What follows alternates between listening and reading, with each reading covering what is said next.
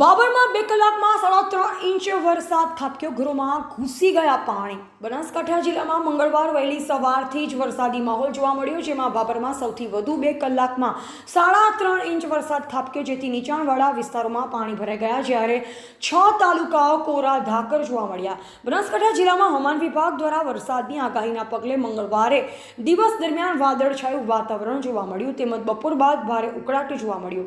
ત્યારબાદ વરસાદી માહોલ સર્જાતા 8 તાલુકામાં વરસાદ થયો, જેમાં સૌથી વધુ બાબરમાં 2 કલાકમાં 3.5 ઇંચ વરસાદ ખાબકતા લાઠી બજાર, વાવ સર્કલ, મસ્જિદ વિસ્તાર, વાવ રોડની સોસાયટી, જલારામ મંદિર રોડ તેમજ ખાડિયા વિસ્તાર, રહેણાંક ઘરોમાં પાણી ભરાયા હતા।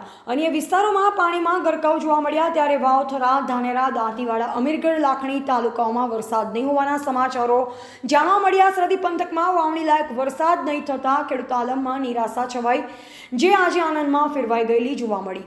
અહેવાલ MB ઠક્કર, બાબર।